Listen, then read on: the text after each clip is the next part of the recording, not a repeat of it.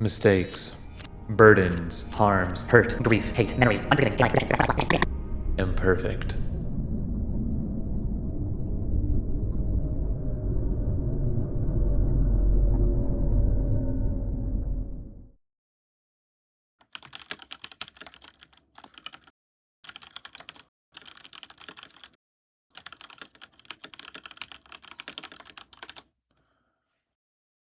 It's rare that I get to see a trans character in any kind of media, be it shows, games, movies, books, etc., much less one that's, in my opinion, as well portrayed as Jax.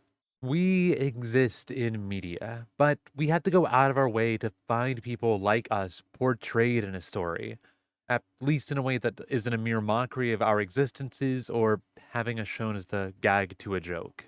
Very rarely do I get to see a character that I can truly see myself in. So imagine my delight whenever I first got to know about the Amazing Digital Circus, that it was doing massively successful online, created by a trans film artist, and there were a lot of talks of people saying that one of the characters was probably trans. I sat down and watched it and instantly understood, instantly fell in love with the show, and instantly knew that Jax was trans femme. Well before the movie, and well before Goose said it directly. In episodes 1 through 8, it was a somewhat subtle and vague portrayal, but any trans person watching the show had the chance to see exactly what Goose's plan was, exactly how she intended Jax's character, and as Goose intended Jax as a self-insert to portray her flaws, self-reflections, and her journey throughout gender, I also see a lot of myself in Jax, albeit slightly differently from Goose. This video is by no means going to be coddling Jax, or saying she's perfect, or even trying to excuse the harm that she did. However, I also think that people who see Jax as simply just evil in a vacuum and only seeing her as this irredeemable monster, and also trying to say that Goose is the same evil monster for discussing how hard this world made coming out for her, is harmful in itself. I've seen plenty of takes on her character, and many people, admittedly, majority of the time it being cis people, saying that Jax is bad trans representation because of the harms that she did. Jax wasn't perfect. She did harm, and it was talked about with nuance in a greater sphere until it was revealed that she was trans femme. Then the target was placed directly on her. Society very rarely wants to acknowledge our existence, especially in a way that isn't directly demeaning to all of our characters. Sometimes when we are acknowledged, though, they want us to perform perfectly, with all of our faults, misjudgments, and harms that we do, oftentimes put under a microscope and exaggerated for the sake of defaming us. And in this exact same vein, the same people who are saying that Jax's character was, quote, bad representation, and then turn around to call themselves an ally, are dehumanizing us. It's human to make mistakes. No one in this world is perfect, and the fact that they want us to act as this perfect, nearly deific being shows that we aren't valued in the same way that everyone else is. We're not allowed to make the same mistakes that cis people could make time and time and time again, because when we do, it's all that we are. This, of course, isn't to say that trans people are incapable of doing bad things. That's quite literally the opposite of what I'm trying to say. But when we do bad things, our personhood is stripped away from us. Too many times to count have I seen people who dared to call themselves allies, and yes, other queer people as well, who then go on to misgender a trans person because they don't like them. This shows me and every other trans person that our identity is conditional to you, and that if we cross some imaginary line in your brain, then that's it. We get dehumanized. And you get to be transphobic, but try to morph it into misgendering us into some, quote, progressive way, which obviously isn't a thing. And while Goose has said that she uses she, he pronouns for Jax, and has implied that any pronouns are okay, I continue to use she, her for Jax, just as a way to show that despite her wrongdoings, she's still allowed her identity. She's still allowed to be trans femme. And not that being trans femme requires you to use any specific pronouns. Any gender can use any pronouns whatsoever. This is just my choice when speaking about here to showcase my point as a quick way for me to say, hey, she's still trans femme. Jax's story is one of repression, and it's a story that I know far too well. Chronologically, the first thing that we know about Jax, as said in episode 9, is that she always had a rough relationship with her parents. They split whenever she was quite young, and she got to experience separate hardships from both of them.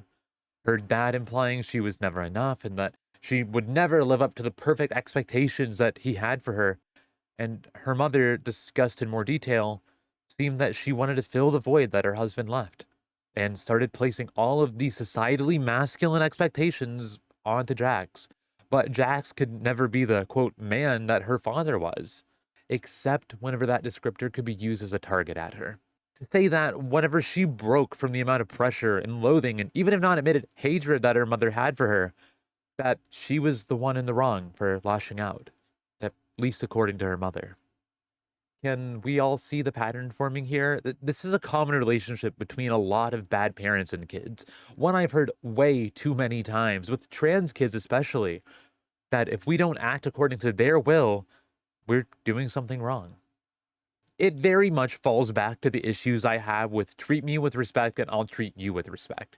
Because parents who say this mean that if you don't treat them with the respect as an authority, then they won't treat you with the respect as a person. I digress. After Jax had received way too many comparisons to a man that she had contempt for and internalized hatred in herself because of, she snapped. She came out. She didn't want to be perceived as a man in any capacity any longer. And when she did, it was the exact same thing that so many of us are used to. Being hurled transphobic insults and slurs at, being told it's just a phase, or even being guilt tripped by our parents for saying that, quote, they can't believe that we're doing this to them. And as Jax kind of puts it, from that moment onwards, all the love they could give you feels fake. She hugged me. I didn't know what to do. So I still love you. When she was hugged at the end of it, all the emotions that had built inside of her from her mother continuously disrespecting her and her identity were in full effect. She wanted no physical affection from this person who she only knew how to be berated by. She never learned how to be loved because she was never afforded that chance. Her family didn't love her. So, as she was emotionally pushed away from them, she physically pushed back this time out of reflex and defense. And then she ran out of fear that she just made things infinitely harder for herself. Not knowing if she really did hurt her mother or if her mother was yet again finding a way to center herself in a scenario about her daughter. And Jax never found out the answer. Became homeless and eventually put on the headset, which is where we saw her when we did. It's obvious that she struggles from internal traumas that all of these interactions built up inside of her. She doesn't know how to process her feelings because she was never shown that it's okay to. The most major time that we see her open up is chronologically the first time as well, in Ribbit's room, where everything I just discussed was described. We've had bits and pieces of the inner workings of her mind dropped in previous episodes, but it's obvious how much fear she had in being judged and being treated the exact same way by Ribbit and other members of the circus as her mother treated her. She didn't want to feel disregarded and isolated yet again by others, so she did the only thing she knew she had the capability of doing and took control. A core personality trait to Jax's character is the ability to mask, to not show any emotion whatsoever on the outside because, as Pomni read her like a book, Because you're scared.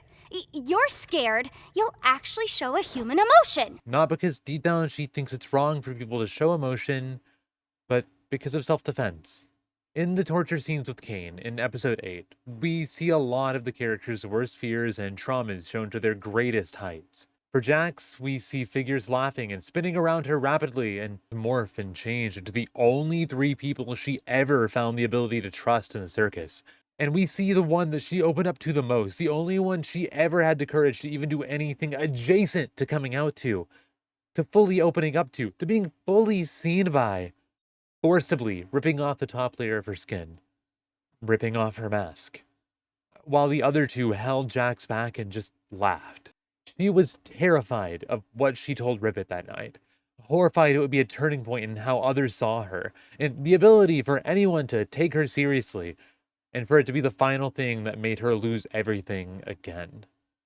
This is why she's as closed up as she is. If she could hide the emotion that she felt, if she could suppress all of the feelings that she had from that night, even the happiness that coming out so clearly gave her, she could be in control.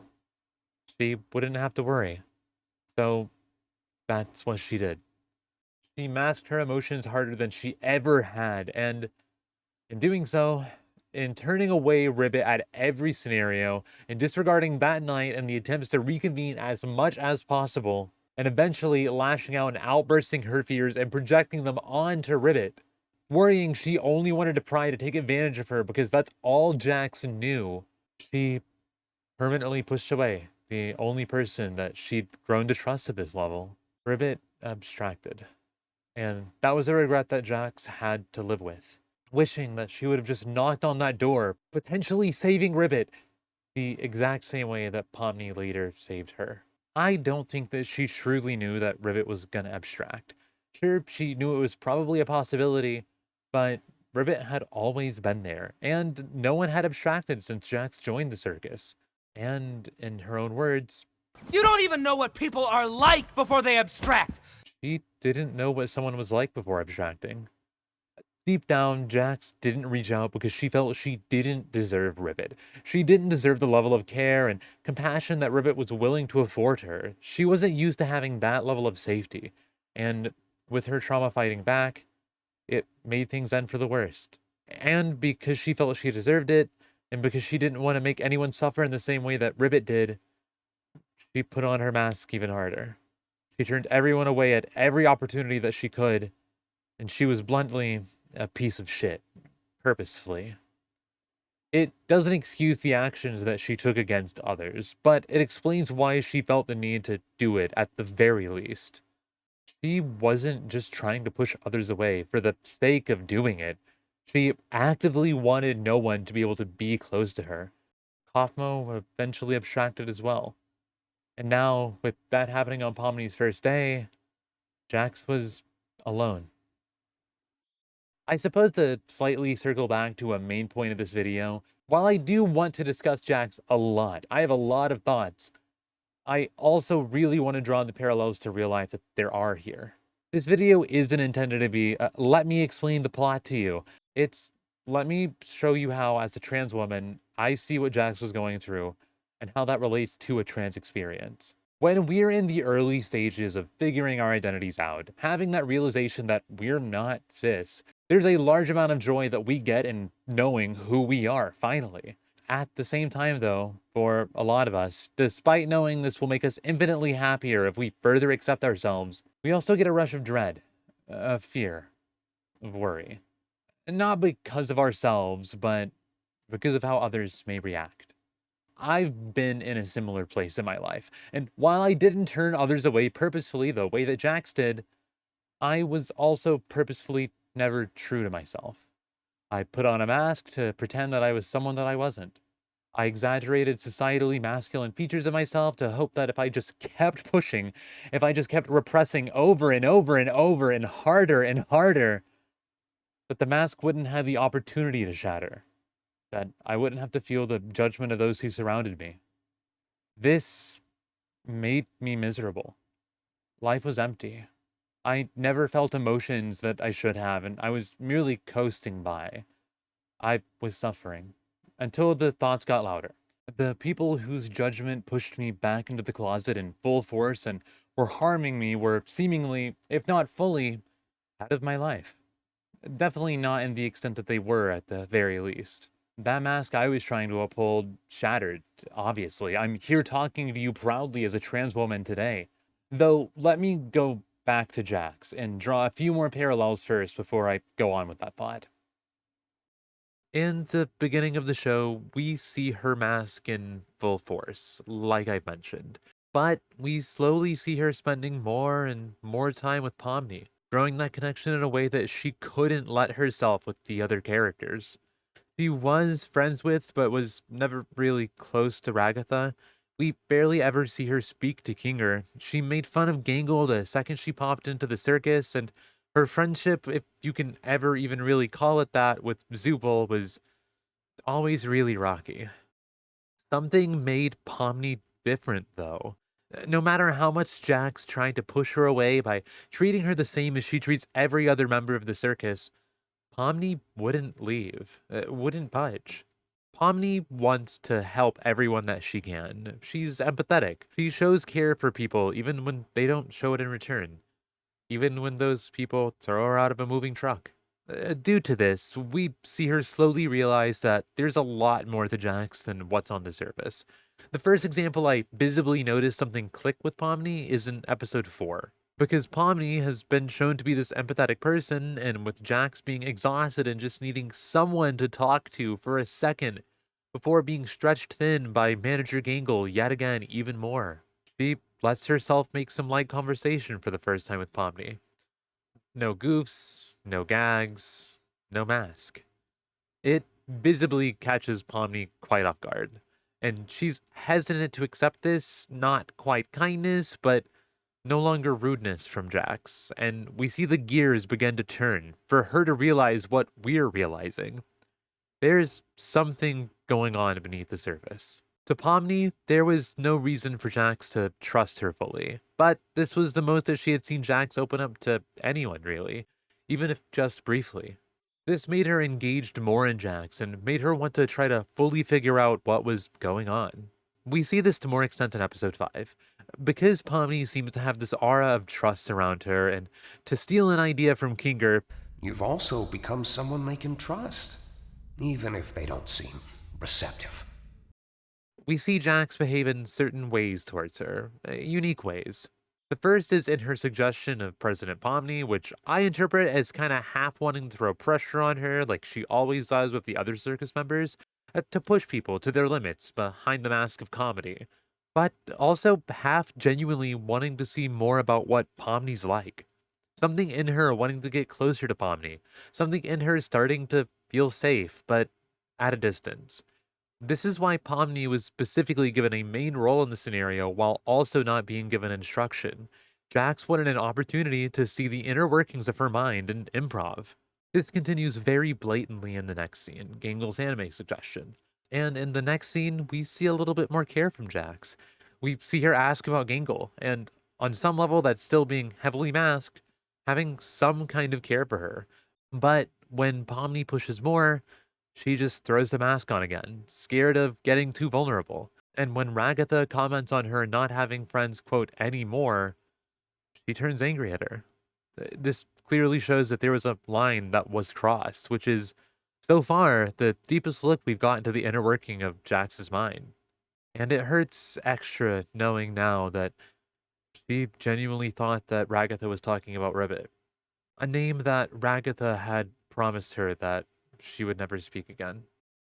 Regardless, during this late night stargazing talk, we see her and Pomni bond, and see her drop the mask and put it on a few times over the course of the conversation. But all in all, there was enough there for Pomni to know that she wanted to know more, that she wanted to help where she could. Episode 5 is a very clear turning point in the major bonding moments that the two of them have. The beginnings of Jax letting Pomni in more, but still being terrified to do so, still pushing back in a way, and being careful not to share too much. The bar scene gives some little personal details from her, and is also the first time we see her apologize, this time to Pomni specifically, which, assuming she's a little bit loose from the drinks that she's having and she's not able to keep up the mask as much, shows underneath she's at the very least starting to develop a genuine care for Pomni. Then after this, one of those prominent examples of Jax's true character that shows in the show yet is exactly what we thought I was going to be talking about, the maid dress in the baseball scene. How visibly upset she gets, built out of trauma, fear, worrying that this was someone trying to strip that mask from her like she always thought would happen, worrying that people would judge her for appearing more femininely. And as soon as she realizes that's not the case, she throws on the facade of still hating it, but we see her become a lot more comfortable as the scene continues. No longer angry, and while maybe not exactly enjoying the maid dress, no longer having the outrage of her initial reaction. I'm not and don't want to go into this level of detail for every episode to drive my point. But this was the first episode we really ever saw Jax bond with someone. The first time we got to see her trauma not fully take control, though it still had its moments. And the first time we could see her truly start to lean into more of herself rather than the mask. Episode 6 even more blatantly continues this, with Pomni and Jax being on a team together and heavily bonding, with Jax becoming far closer to Pomni than anyone else in the circus, sharing moments of happiness, joy, and talking a little bit about things going on. But the moment I want to point out primarily is at the end, with the argument or fight with Pomni. This fight was obviously at least partially rooted in Pomni trying to break that self destructive mask that Jax was so clearly putting up, trying to make it seem like nothing that day meant anything to her, when it so very clearly did. It was pointed out explicitly that the reason that she stares at her hand after pushing Pomni was because it reminded her of when she was overwhelmed and pushed her mother the same way. Her trauma started to take full control again. She was worried this was all going to be another Ribbit scenario, shown clearly right there. She disassociated and stared at her hand of being silent for a while offering for Pomni to just Huh? Oh, yeah. You can betray me. shoot her, to put her mask on fully again, and attempt to convince her that nothing meant anything, that she could take Jax's life, and that wouldn't change a thing. But instead of doing what Jax thought everyone else would do, Pomni fights back.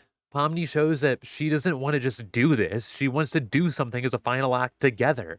She wants to bond. She wants to be closer. When Pomni calls her out on masking, when Pomni brings up that pushing away people like this might be part of the reason why they abstract, Jax loses it for a bit. Drops the mask, but instead of being herself, lets the trauma defense mechanism kick in full force, trying to avoid blame in a scenario that matches too well to what happened with Ribbit. And she throws her mask back on before it's too late again. This, in my opinion, is the hardest that Jax masks at any point in the entirety of the show. The person she's closest to just asked her what would happen if she, for all intents and purposes, died. And she wouldn't allow herself to give any other response than that she wouldn't care. And this moment right here absolutely destroys her. All of the fear is rushing back. This is just what happened with Ribbit. It went the same way. And then soon after, Ribbit abstracted. And she lost the person she cared most about. And she was about to lose another. At least that's what it felt like. This is the reason she had a panic attack in the bathroom. This is the reason the thumbnail is what it is. All of these things were mistakes. These were harms that Jax did. I'm giving the reason she did them. They were fueled by trauma, obviously, but it by no means excuses those actions or eliminates the hurt on others' heads. And Jax knows this too. She regrets this. She recognizes her own imperfections. And because of moments like this, people try to strip her of her very identity. They try to say a trans person could never act this way, and if they did, they would be a bad representation of trans people. Therefore, she's bad trans representation to them. And it's so much more nuanced than this. No one's perfect. No one goes through life, especially while figuring themselves out, while making zero mistakes. We're still trans. We're not any lesser of a person because of it. We're human for this. We're human for mistakes. This doesn't excuse the shitty things that I'm sure many of us have done and lived to regret. But just because we've done these shitty things doesn't mean that we should deserve to have our identity stripped because of it.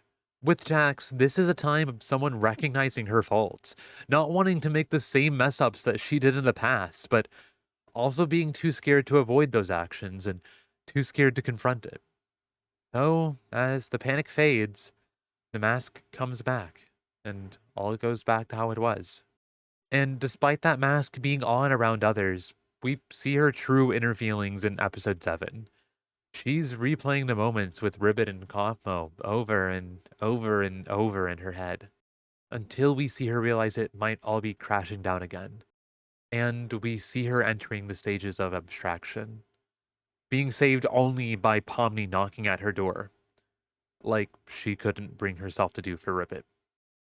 And in episode 8, after realizing everything was real, and with Pomni being able to see just how much everything was affecting her and being worried, telling her to come back, we see Jax have another panic attack and have flashes of what her life was before the circus and why she was living with the trauma that she was. I'm skipping a few details because I feel like I've already covered enough to convey my point of Pomni and Jax becoming close. Like I said, I don't want to just be spitting the show back out at you. I want to give my perspectives as a trans woman, one who relates a lot to Jax, one who panics over not being able to find my place in the world, one who panics about everyone leaving me yet again, one who panics about being alone, being isolated, despite it sometimes feeling like what I deserve. There was a point in time that I also had my walls up higher than they'd ever been. I felt like a husk of what I once was. And in episode 9, Jax abstracts. To quote Goose here, it happened so abruptly and suddenly because she wanted it to feel like it does in real life. She wanted you to experience that grief and have to just carry on, just as the other members did, just as Pomni had to do. Pomni wasn't ready to give up. She felt like she was so close to truly getting into Jax's mind and being able to help her, and she managed to break through one last time, entering the consciousness of Jax's abstraction and going through her mind palace one by one by one by one. This scene has a hidden detail that it took me until my 6th rewatch to understand what was most likely being conveyed by this. The doors. First, we see one for if Ragatha abstracted, then Zubul, then Gangle. Notably, she was never really close to Kinger, and I can't even recall a single time that she had a conversation with him. But there's still another door. It's locked, it's hidden away. It's barred shut. No amount of prying would let the door open. This door was if Pomni abstracted. She didn't want that possibility to ever even be truly entertained. She locked away that part of her mind that created a scenario of if she made the person she trusted the most abstract again. She knew she would be responsible and could never live with that. Couldn't continue if she was the cause again. So we don't see that room. Instead, we see Pomni enter the room that has all of the hyperbolic personas of Jax sitting together, notably Gangle's, Ragatha's, and Zubul's abstracted perspectives at a table, with one more Jax sitting at a piano, chained, unable to leave, unable to escape. This, in my opinion, is the Jax from the perspective of if Pomni abstracted. This Jax is willing to help Pomni truly open up to the real Jax in a way the others would never even entertain, giving her the key necessary to open the door, while looking so sad while seeing Pomni again, knowing what she had done in that alternate timeline. Besides the quote-unquote real Jax door, there's one more. It's barred. It's locked. It's hidden away. The emotions that are represented by this new locked door are very sensitive and fragile. The others scream at the idea of it even possibly becoming open whenever a slight noise comes from it. This is a visual representation of her trauma, forcefully keeping part of her in a closet. This is the part of her that fully accepted herself as trans femme. This is a part of her that she keeps not only locked away, but guarded by her other emotions, so that she can give her all into repressing her feelings and not have to confront them. Because she's scared. Pomni enters the only door that she can, and with the flashbacks of all that happened, she knows everything we do now about Jax. She knows who she is. Everything that Jax was trying to hide away overspilled, and Pomni was able to see all of it. And we see her. One last time. We see her. We see her and her inner thoughts expressing out loud, thinking that Pomni was still gonna push her away in the very end, worrying, overwhelmed, terrified, crying, almost empty, acknowledging that the actions she did were terrible, finally admitting to herself that she was doing these things for the purpose of pushing others away, that she didn't feel like she was deserving of care or deserving of being missed, not deserving of love. With one last attempt at begging and pleading to just force her to have what her worst thoughts feels like she deserves, Pomni hugs her. And this time, she holds on tight. And despite it being so hard for Jax, despite being shown directly that someone does care whenever all she thought she deserved was nothing, despite knowing that it was too late for her, that she pushed herself past her limits with masking, that she couldn't live the way she was anymore, she doesn't push her away this time. She learns finally, after all the trauma, after all the hardship, and she hugs back. And despite saying that she hates Pomni, this is her way of showing the love in return. This is her way of saying she couldn't just leave because she knew Pomni loved her. And she loved Pomni back. And here, finally learning, finally accepting, finally acknowledging that she is worthy of love. She is worthy of care despite all of her mistakes. She says the line that broke me more than any line I had ever heard in any story being told ever. I don't want to go. It's too late, though. The world didn't give her an opportunity to learn to let others love her, but just as importantly, it also didn't give her an opportunity to learn to love herself. Until right then, until that very moment. But she was gone. It was too late. Jax's story is a tragedy. My perspective on this has always been that this is the story of a trans girl entering a world that wouldn't support her, that wouldn't allow her the resources to be able to become herself. A world that fought against her and her wants at every single turn, and one that never gave her the opportunity to accept love. I still, at the end, cannot blame Jax for not accepting that love in the slightest. I get it. I understand what that trauma's like. It's not her fault that she saw herself as unlovable. It's not her fault that she couldn't overcome all of the trauma that was built inside of her. It's not her fault that she didn't get more help. None of that is her fault. It doesn't excuse the shitty things that she did in the circus. It doesn't make her a perfect person. But it's part of what makes her human.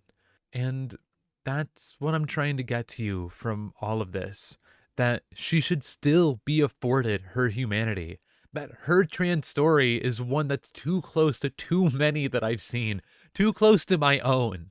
The main difference was that, and again, this isn't Jax's fault at all, but I somehow managed to break the mask before it was too late.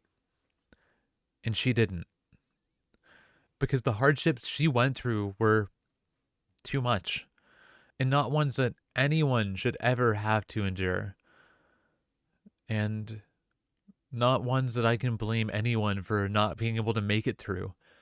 As much as I want to see each and every one of us get through it together and see that brighter future, I also want to acknowledge and honor those who perished on the climb. I love Jax's character, despite all of her flaws. I think Jax's character is one of the best trans representations I've ever had the honor to personally witness. And I think that TADC did such a phenomenal job with her portrayal. Even if you have complaints about the story of the show itself, which are entirely valid, I think that leveraging those complaints towards Jax's character are at best unnuanced and at worst are directly transphobia. As it was pretty likely that your issues with her was that you didn't like seeing the unfiltered, imperfect existence that we all have. We all have our own stuff we're dealing with and going through, and sometimes we express this in bad ways. But that by no means makes us less human, less trans, or less of a person. Jax, at the very end, was able to find someone that she could trust, even if it was too late. She finally learned to fully let her walls down because she saw someone who knew everything about her and still gave in plenty the love, compassion, and care that she so rightfully deserved, but felt as if she didn't. She finally let someone in to see her. That person was Pomni. And if you're going through something similar, where you can't feel safe to open up to anyone and you're bottling everything, search to find your Pomni too, before it's too late. And that's not to say that you should put all of your worries and burdens onto one person. That can definitely be overwhelming. But I guess what I'm trying to say is find a way to be able to open up to those who care about you. Find a way to let yourself express your feelings and find that someone you can trust. Find your Pomni who loves you despite all of your worries and despite all of your imperfections.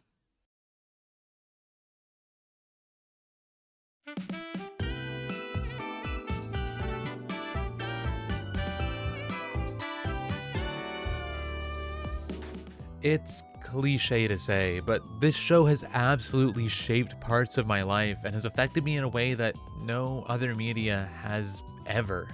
TADC helped me come to terms with a lot of trauma and a lot of past experiences that I've had, and was something I could use as a stepping stone to see that better, brighter future. To see a future where I didn't abstract myself. Thank you for watching, everyone. I know this was a bit of a longer one, but do me a favor and tell yourself you love yourself. I'm proud of you. Keep hanging on, please.